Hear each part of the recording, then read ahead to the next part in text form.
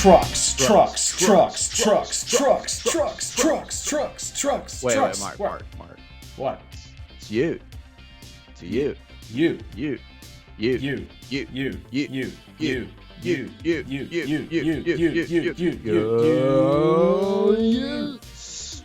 And we are not talking about the University of Utah football team. We are talking about dope trucks from Australia, James. The land down under. Welcome to the Flashback to the Track podcast, presented by our friends at Blue Emu. Blue Emu. Try Blue Emu's continuous spray to help relieve your minor aches and pains associated with simple backaches, arthritis, strains, and bruises and sprains. Blue Emu, folks, and tell them we sent you. James, how are you doing? I'm doing good. I was more of a... Honestly, my favorite Men at Work single was more of Who Can It Be Now? I always thought that one was fire. Didn't even know that was by Men at Work until you just told me. So yeah. The only song I know by them is Land Down Under. I saw a bar band in Halifax, Nova Scotia play that at like 2 o'clock in the morning with like a guitar and a mandolin and a fiddle, and it was sick. So, Down Under. Down Under, James, they have some fun racing in Australia. They have some of the coolest racing, actually, I think. Oh, I mean, they're motorheads down there. They love power. They love just burning gasoline. Doesn't matter if it's fully leaded, and as much as you can burn at once, just smoke tires, loud noises. I mean, Australian motorsports is just insane. And obviously, Mark, the pinnacle of Australian motorsports are the supercars. The V8 supercars. Or the Virgin Australia V8 supercars, I believe. They go That's now. right. Richard Branson pays a lot of money for that. Native Australian. Australia's really cool. It's on my bucket list of places I want to go. And my trip when I go will be based around motorsports. I definitely want to see a V8 supercars race or, the Bathurst 12-hour GT3 race, something like that. I've always wanted to go to Australia, but that whole prospect of a 19-and-a-half-hour flight just scares the crap out of me. So it's a long time on an airplane. But really cool culture, really cool country. From what I know from watching Crocodile Dundee and that episode of The Simpsons where they go to Australia. $900 dues? Tobias! Did you accept a 6-hour collect call from the States? That's pretty much my knowledge of Australia, so... I mean, at least you'll probably get a meal on your flight, too. And maybe, like, one of those lay-down beds. And several movies. Lots of movies. Oh, you just bring an iPad, dude. And then, like, you fly one of those airlines. It's like, oh, we got you with all the movies. I do have an iPad somewhere. I'm not, like, 50, so I don't use my iPad, so... Yeah. That's, like, really weird just to, like, oh, yeah, I own this iPad for the 2 to 3 times a year I fly if you're an average person, Pretty much, yeah. I just like listen to podcasts. I can't sleep on planes, though. I have a tough time with that. But my wife's terrified. She wants to go to Australia, but she doesn't want to sit on a plane that long. She struggles flying to Florida. So that sounds like she needs, some sedatives before she gets on that plane to knock her out. Yeah, you just drink, right? You just don't sleep for 3 days and then drink. I feel like at some point, like the hostess is like, okay, ma'am, you are too intoxicated to get on this plane. Wait till you get on the plane.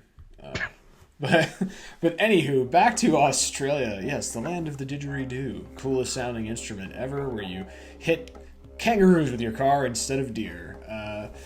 Yeah, man, Australian culture, like when it comes to auto racing, is really cool. And James decided for this week that we would look at something that I didn't even know existed. And it is part 3 of Truck Month. So we're looking at a V8 truck racing series in Australia. But James, they're not trucks. No, it's actually a burnout competition. Yes, V8 burnout competitions where you can burn your tires to fire. No, I'm just kidding. We're talking about Super Utes, or Utes of Australia. 2 Utes. And Utes were mainly compact coupe trucks. So these are the coupe truck series, basically, the Super Utes. And back from its origin days, basically in 2001 to its final year, I believe it was like 2017 was its final season. Yes. They were mainly just based off of the factory Ford Falcon Ute and the Holden Commodore Ute, which I think was just a Holden Ute.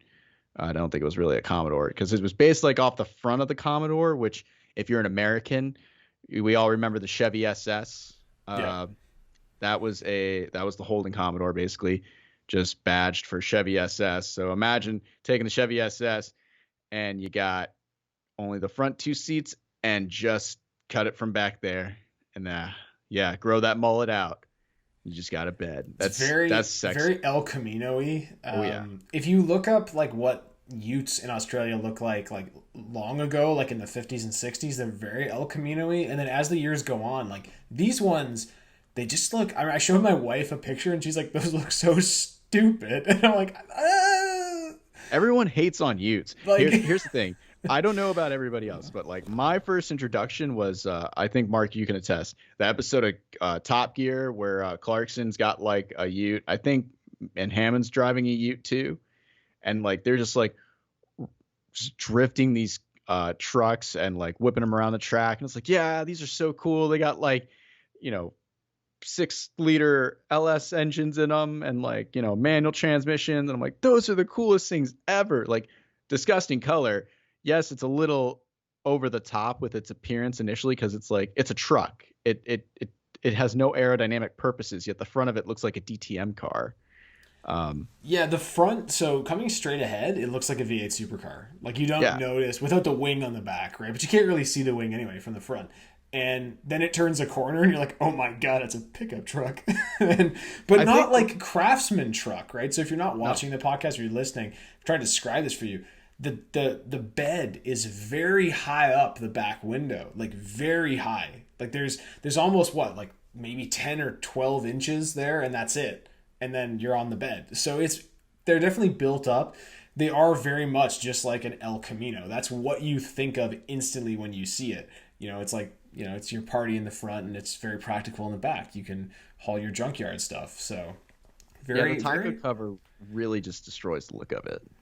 Yeah, it's just, it's not great. They're just kind of dumb looking, but fun, right? It's something colloquial to Australia and it's fun. So it is really cool. We watched these two events. The races are very short. We'll get into that. So we watched two races from the 2016 season. So James, we have to get into really what we've been doing all of Truck Month is the 5 W's of this event.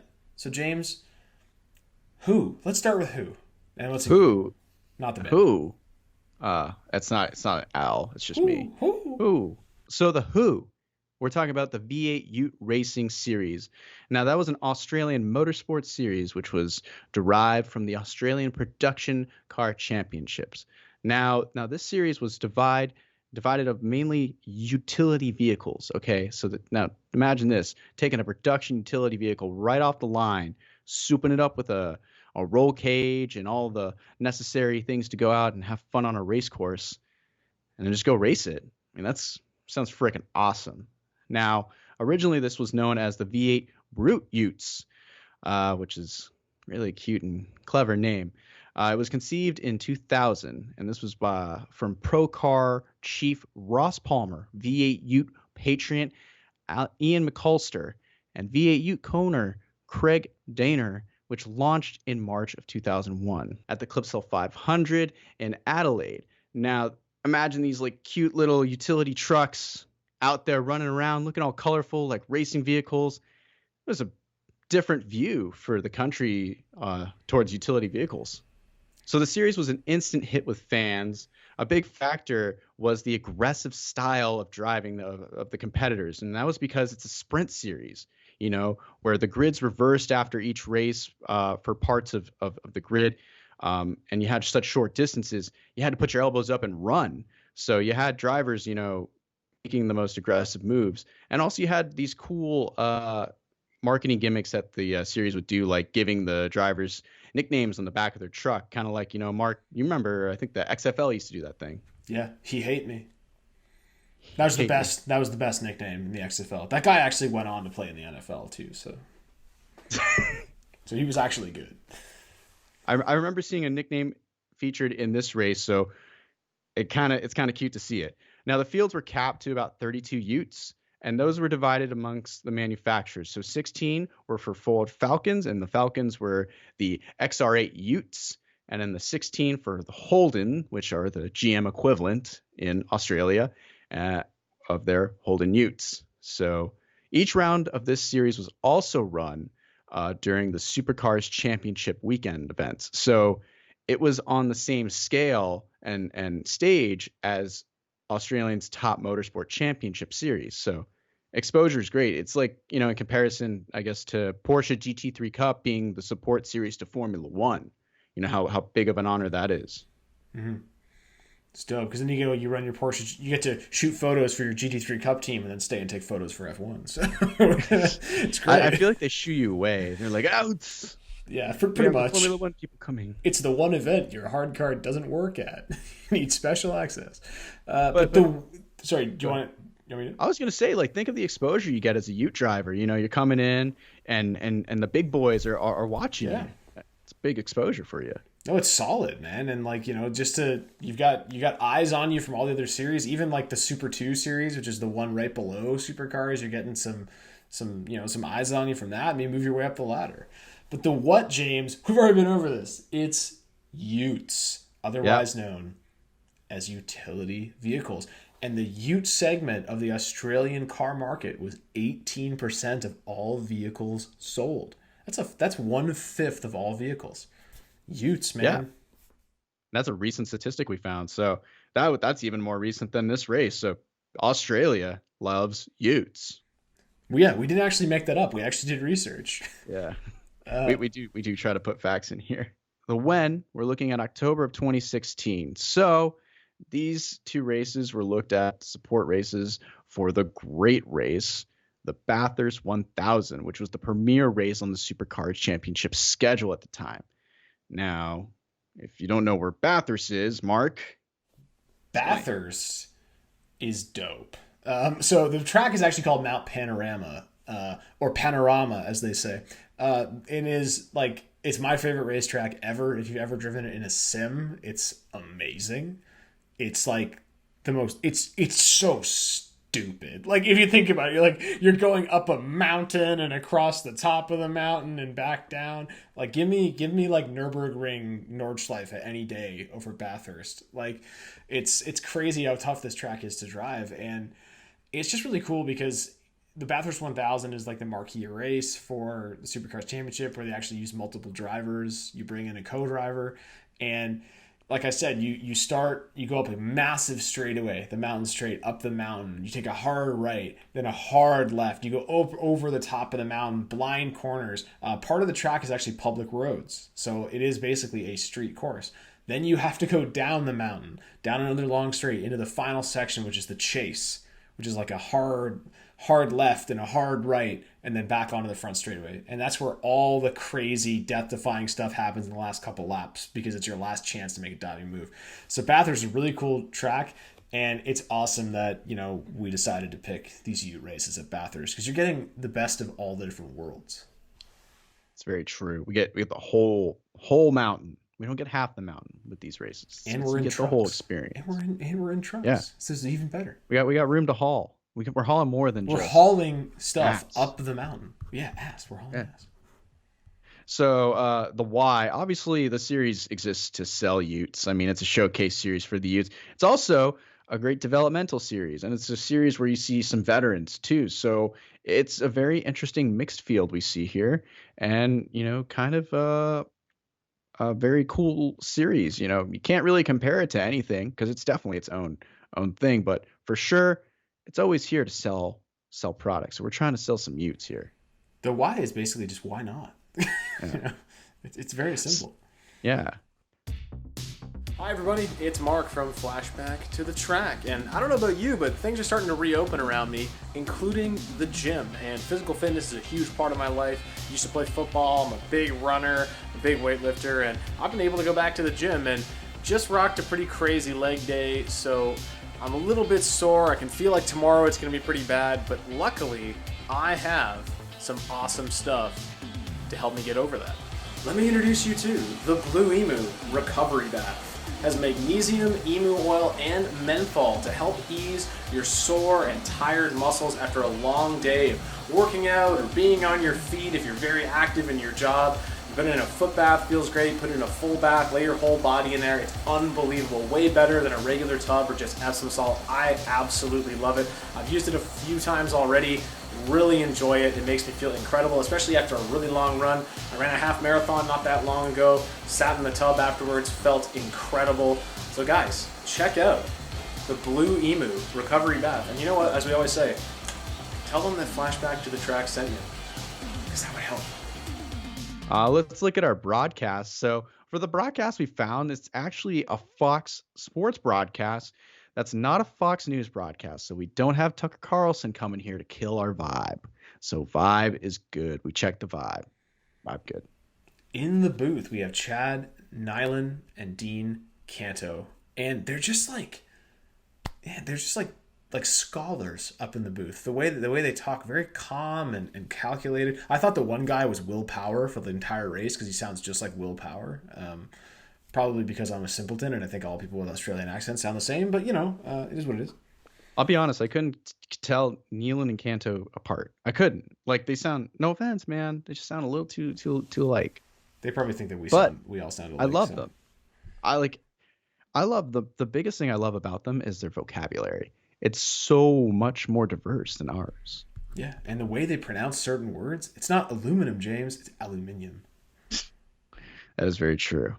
So as we go to the field breakdown, this field actually has 23 trucks. So yeah, capped at 32, but this is 23 trucks, which is actually one of the largest fields in series history. So each stop would feature 2 races. So for this stop, as Mark said, it's 2 races. No, this one has 3 actually. 3. The Bathurst weekend has 3 races. Dang. Special. But we only get to watch 2 because we only have so much time in a day, Yeah, we really do. Now, I'm not really sure how these fields are set. I don't know if it's initially by points or if it's by finishing order and then inverted from their final race. Or if they do a qualifying. It's so hard to find information about this series online. Yeah, that's so the thing. We couldn't really find any info or results or anything. So whatever. It's fine. If anybody has any references, that'd be great. But yeah, kill us in the comments below. Please. At least for the next race, we kind of understand that the field is like an inverted top 10 is set, and then the finishing position set that field. It has a standing start. Now, this race features a standing start, which is kind of baller because it just makes it look like a proper Grand Prix. I dig standing starts. That's what I love about supercars. It really sees like who can get up through the gears and go, right off the bat. It's cool. Yeah. And race 1 is going to be 6 laps. Race 2 is going to be 8 laps. Full course cautions do happen. There's local yellows and caution laps do count. So yes, this is not the NASCAR All-Star race. We count cautions here. So as we get into it, Mark, let's race 1. The field's pulling up to this grid. Man, there's some colorful looking trucks out there. There's some incredibly colorful looking trucks in this race, James. It's really cool. I love that about Australian motorsport, like supercars, like how the liveries on the vehicles are just awesome. Like the way they sprawl the whole car because there's no numbers on the sides. They can go all the like Irwin tools all the way up the whole side of the car. Like it's sick. I love that. Hey, NASCAR, numbers don't have to go on the door, man. You want to move them. I'm all for that. Just got to make them smaller.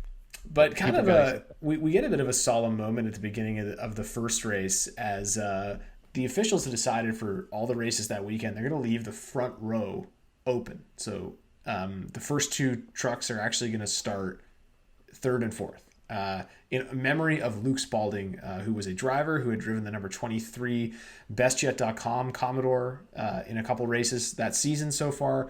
And he actually tragically lost his battle with cancer. So the pole sitter for this race is actually carrying some of Luke's ashes in their ute with them in his honor in this race. So kind of a really nice memorial for Luke Spalding before we start this race. But James, the standing start, it's Ryle Harris and Nathan Pretty on the front row, Ford versus Holden. That's right. The lights go out and they go into turn 1. And after turn 1, they're racing up the hill. That's right. They're Utes banging. And there's even more banging as contact early as they start to go through the first couple of corners, which ends up with Peter Burnton and Natty Kiss to the 4 and the 24. They make contact. It seems just like one of those things where, kissing the 24, thought the 4 would just leave him the room on the inside, but fortunately chops him down, and they're both out, and it almost blocks up the entire back half of the field, which is a big thing that happens here at Bathurst.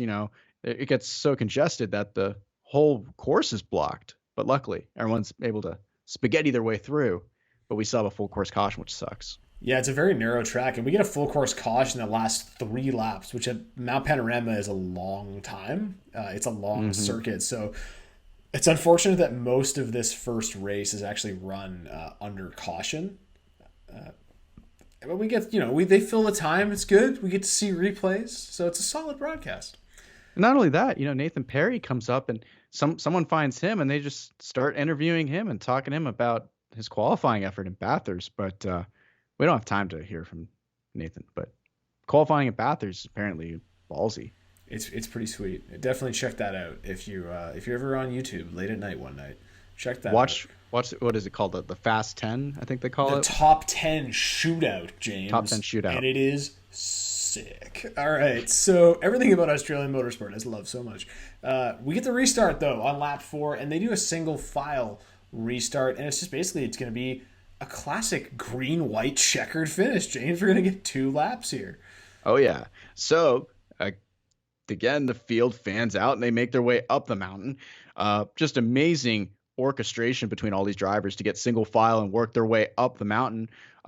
We go to some onboard shots, and right now we're riding on board with Craig Dantis. And apparently, if you didn't know, on board is brought to you by CRC and Milwaukee Power Tools, 360 Fly Camera, Rent-A-Bomb, General Carings, Almagan Oils, V Villas, and Peter Page Holden.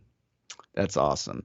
And then we go to on board with Matthew Nolan, and it's brought to you by the new Clipsys Iconic Range by Schneider Electric. Man, I don't know about you, Mark, but just from going from the first onboard that we saw, which was I don't remember the driver, there was not a lot of messaging on there.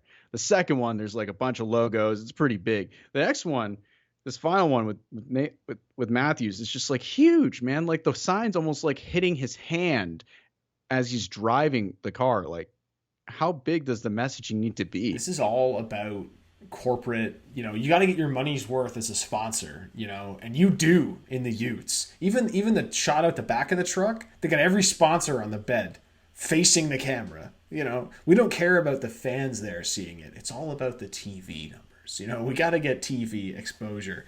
But great racing these last couple of laps. Oh, sorry, I just had to. Dinner's trying to come back up on me there. I can't. Apparently, Blue Emu can't help you with that. No, but it can help you with your minor aches and pains. Do not ingest. But you really get a sense of how fast they're going because they have the gopher cam. Remember the gopher cam? They have that style of camera just right there, right by the ground. You can see them shooting by, and comparatively to supercars, they're not going that fast, but they look like they're going hella fast, James. You can't tell me they're not going fast. They're flying by. They're not going camera, as fast as supercars, is what I'm saying. I mean, dang, they're flying past that section of the track going into that hard braking corner. But I'm telling you, Mark, that camera really does give you that sensation that when it's a still shot like that, that really helps. But as we go around final lap, Ryle Harris, he's got the lead. And he seems like he's got in the bag with Pretty and David Sanders right behind him, but they're not too far back. So if Harris makes one mistake on this course, they're going to pounce right on him. That's the thing about this track, man. Very technical track. You make one mistake going up the mountain, you're going to lose precious tenths. So coming down the mountain, though, Mason Barbera is giving it everything he has to close the gap on Craig Dantis. But, James, no one can touch Ryle Harris, who will carry the ashes of Luke Spalding to victory in race 1 at Mount Panorama. From the pole to the victory, that's a solid race for him. Continuing to prove why he's got that number 1 plate too on his Ute, and that's pretty touching to carry the ashes of Luke Spalding to victory. It seemed like the entire country of Australia was coming around this the story, especially in these two races. So yeah, but man, Mason, dude, he's an entertainer. I'm gonna look out for him in race 2. That's a guy you want to keep your eye on, especially how hard he drove down into that last braking section there. Well, he's going to have to start from a little farther back, though, James, because we're going into race 2 here. We have to reverse the grid. New race, new grid, son. Yeah. So the top 10 gets inverted. So if you finish first, you're going to 10th, and so on. Work your magic. I'm not good with numbers, but anyways. So again, the grid leaves the front row blank for Luke Spalding, but Aaron Bragg and Kim Jane are on the front row now. So I think this is a big factor in the series, Mark. You got to just have good track position. So for some drivers who finished poorly in the last race, they're trying to get up higher in this race and so on and so forth. So it's all about track position to secure a solid finishing position. You know, if you're starting up front, you're going to finish up front.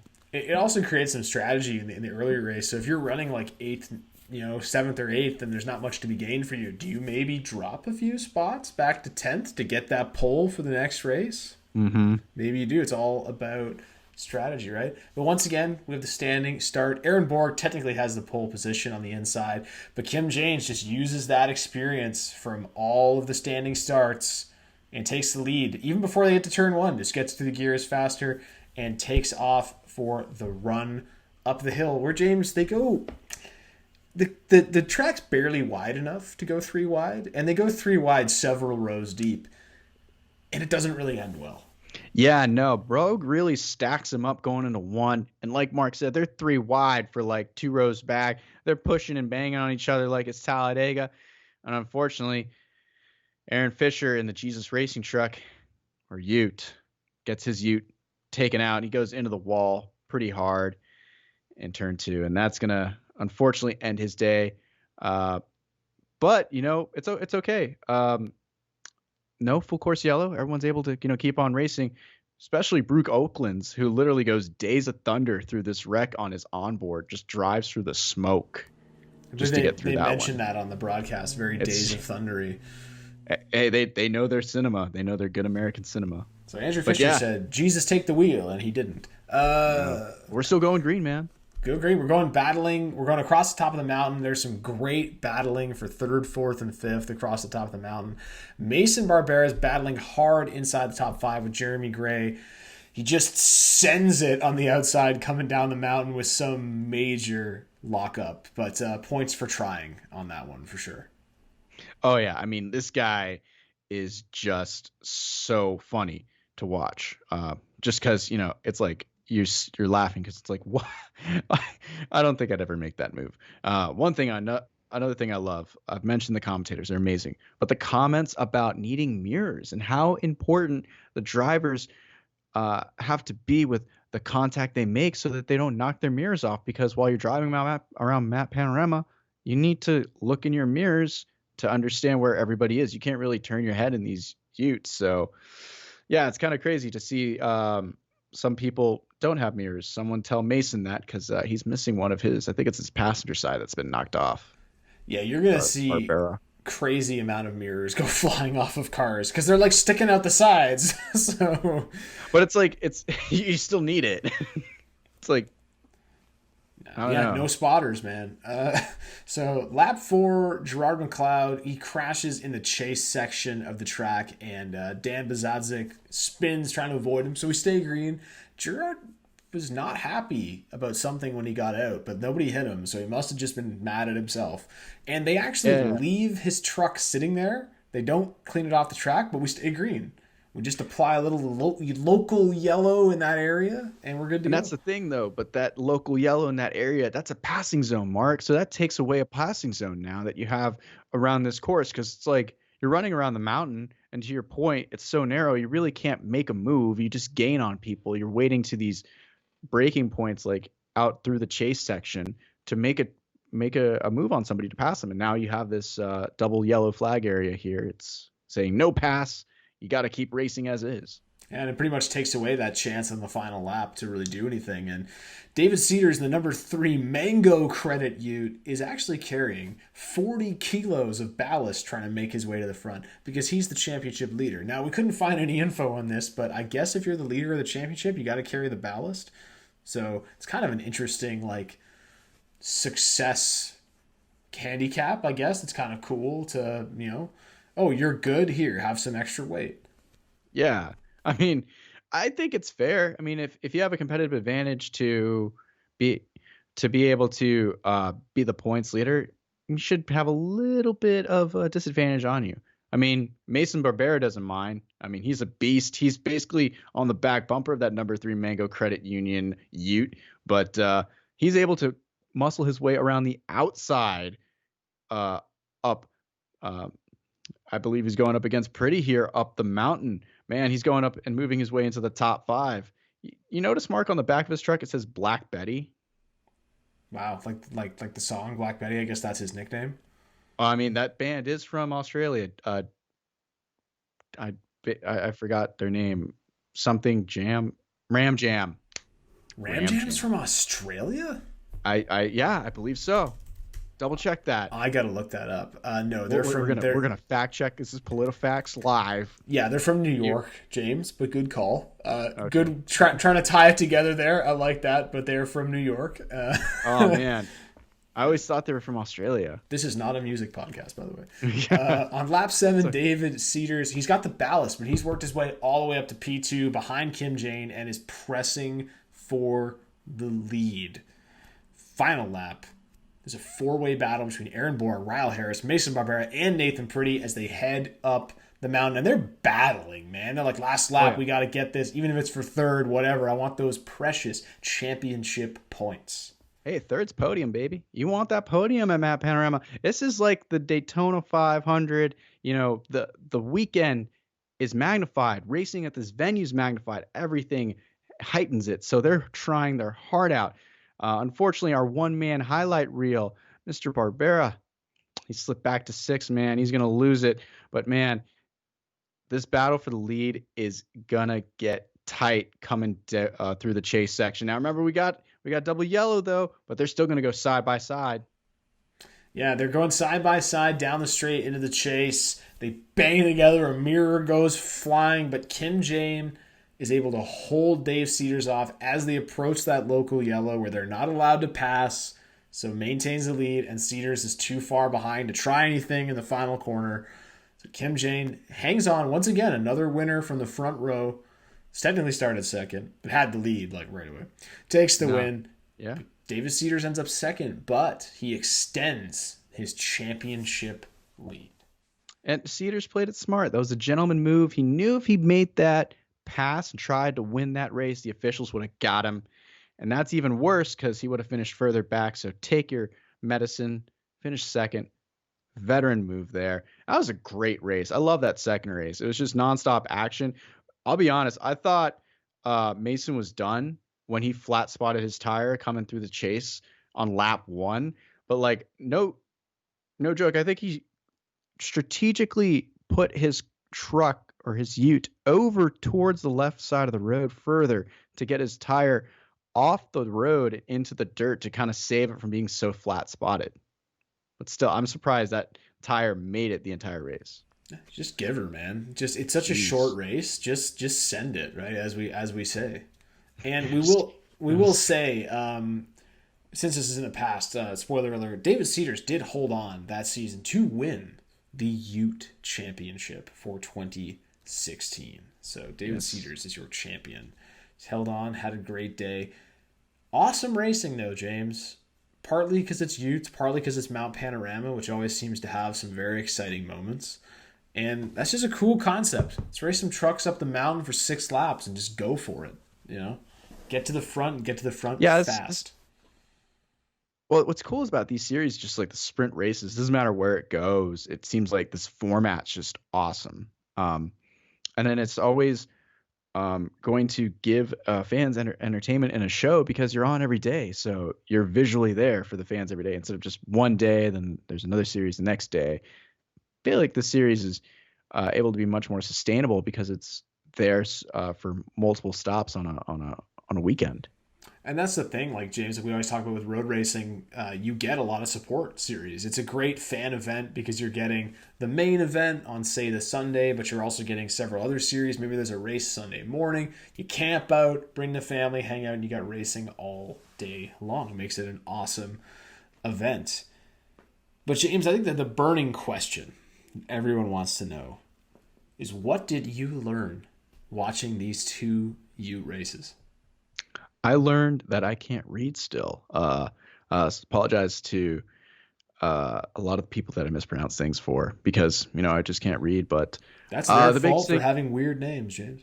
If everybody was named John Smith, we'd be fine. I blame the American education system. I didn't know how exciting this series was. You always expect, truck racing is great, or just any time you take cars and you take that kind of racing and you make it towards a truck or Ute format, it just makes it better. But the series truly is so great. I mean, the V8 Supercar series is already an amazing series that exists, and now you just take it and you put towards these vehicles that I always personally liked, and it's just even more amazing. So I didn't really know how much of a hold it had with the supercar series being that support series, being as big as it was, and that obviously met its demise. I thought it still was hanging around a little bit, but now there's the new Super Utes racing, which I gotta say is pretty fire. I learned a lot about that too during research for this podcast, which was really great. Yeah, it's too bad that it's not something that really survived. But like you said, the big record field of 23 trucks when they were hoping for 32 all those years.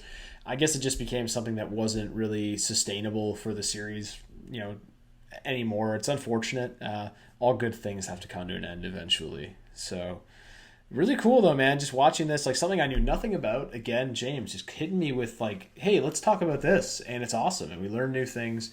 And hopefully the listeners get to learn along with us, these really cool series that are just fun parts of history. And I never had any idea they raced trucks in Australia. So really cool to learn that. And especially, up and down the mountain, which is sick. So I learned a lot. I learned that this exists. So that's pretty great. And I'll be honest, all the mistakes that I've made calling them trucks instead of Utes, it's much better than probably the majority of the times the commentators called them cars instead of Utes. Yes, and they still do that when you watch NASCAR trucks. They're like, truck. They do that all the time. So yeah, we'll forgive them for that. This time.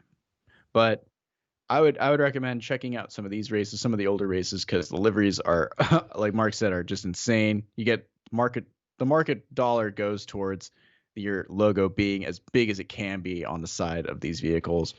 And then also, if you have a chance, check out the Super Ute series that currently runs, because they actually run more modern Ute trucks, more like the Toyota Hilux, the Ford Ranger, the Mitsubishi Titron, the Mitsubishi Triton, the Isuzu D-Max, the Holden Colorado, and of course the Mazda BT50. And I mean, that adds more diversity than just this whole Ford Holden thing. I mean, frick, Mark, you got Japanese manufacturers in there too. It's kind of like how supercars got when like Nissan got involved and stuff, So I just Googled Super Utes because I don't know, I've never seen it. And oh my God, James, this is sick. Like, yeah, it looks like they're like full size, like monster pickup trucks, like Nissan Titan sized trucks, massive trucks. And they just baller these things around street courses. Like, holy crap, this is awesome. They take them to the mountain too. They go to Panorama as well with them. They're very. What I think what's really cool is it looks just like a truck. Like Mark said, these literally look like you took them off the lot and raced them. Like these actually look stock. Suspension is still raised too and everything. Yeah, it's sick. Like there's the ride height. Like the truck looks like the front end's a foot off the ground. Yep. Like, man, I mean, okay, we got to do this in the near future because this is amazing. So for most people wondering, they actually feature diesel engines, which is crazy. They're all run off Motec systems. They just have updated front and rear shock absorbers and springs, and then they feature Brembo 6-piston front and 4-piston rear calipers. All right, with Brembo race discs. I mean, this is insane. They have tilt and pedal boxes. I mean, it's it's a full-blown race vehicle, and it's a truck. I'm watching them at Bathurst now. Oh my god. This is incredible. This is my new favorite thing ever. Yeah, and these turbo diesels make 340 brake horsepower. My god. We finally found the perfect racing series. This is a cool series. It's like everyone's always joking about how unaerodynamic a lot of cars are. It's like, well, forget it. It's a truck. It's already unaerodynamic. We don't need aero. We just need horsepower and let's go. We do not need aero. Yeah. And it runs off diesel, so you know what? If we run out of crude oil, we'll just start running this off of a McDonald's used fry oil. You know what I mean? That's true. And the wrecks are legit too. Holy crap, they're kind of scary actually. They're big. They're still big vehicles, and they're heavy. But this thing, like if you go off track, it's no big deal because you're in a massive 4x4, so you're fine. Yeah, you gotta watch track limits with the grass here, like.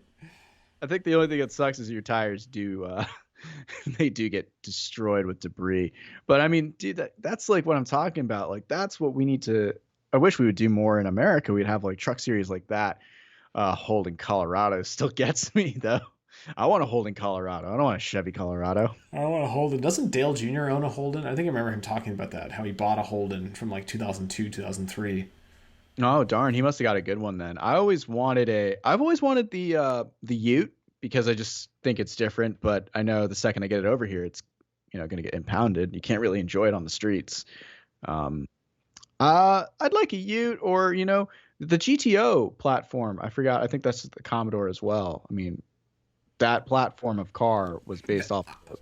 I was going to make that comparison actually to the Utes, like how from certain angles they almost look like an IMSA GTO car, kind of. Like, I thought it was kind of interesting, like with how low they were to the ground and whatnot. But yeah, this Super Utes thing, I'm all about this. I'm going to watch this now on YouTube for the next 4 days.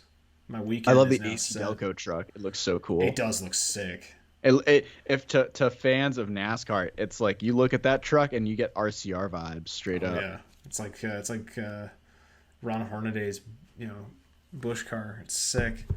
Yeah, so this is dope. Definitely gonna check out Super Utes on YouTube, guys. It is awesome. If there's anything you could learn from us, other than me probably spitting fake facts at times, it's that there's some racing series that exist that you probably never heard about.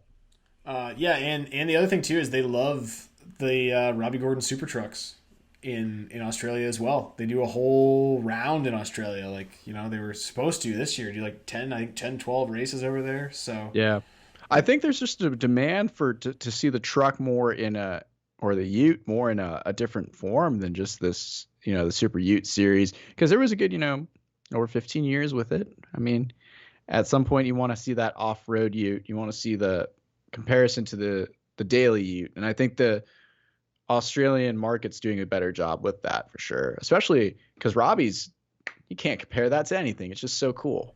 It's its own thing. I think Australians just want to be entertained and have a good time. And they know how to have a good time. Have a good time. I mean, when you're having burnout shows where you're just lighting the tires on fire and you're just driving El Caminos with big blowers and things, like that's dope. You're drinking some Fosters and just having a good time and petting some koalas. It's pretty dope, I don't think they drink Fosters. I know you don't drink, but they don't. I'm pretty sure. Isn't that like a brand they sell here and market it as Australian?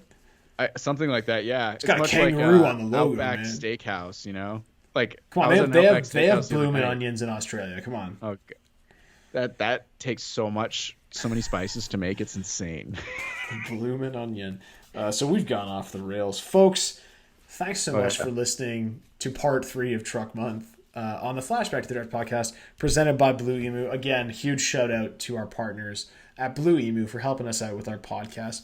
Folks, if you need to relieve your minor aches and pains, check out Blue Emu's continuous spray that the lovely James is modeling. It's actually, this is the one I actually use more than any of the other products. When my calves are sore after running or after workouts. Like, man, James, I went to the gym and did leg day on Friday. My gym reopened. first leg day in 5 months. I couldn't walk for 3 days. But the continuous spray, man, I'm telling you, it gives you some pretty instant relief. You feel good, and it's easy to put on. You don't have to get your hands dirty. You just spray it on, and you're good to go. So I'm a big fan of this product for sure. It's awesome. So guys, pick up some Blue Emu, and as we always say, I don't know how you would do it, but tell them that it's because of us that we sent you. So Yeah, but if you're going to a physical location to get it, don't tell the clerk, because I mean you already spend too much time with them. Tell the clerk. Do it. No, you don't need to spit your germs to the clerk. Fair enough. Not in these times. Any other times, tell the clerk how awesome we are at the CVS near you. But yeah, guys, girls, everyone, thanks so much for listening. James, it's been an absolute pleasure, my friend, as always. Yeah, it has. We got one more week of truck month. We're gonna go big again with this one, so hopefully everybody stays tuned to see what we have in store for next week. But until then, stay safe and have a good one, everyone. Bye.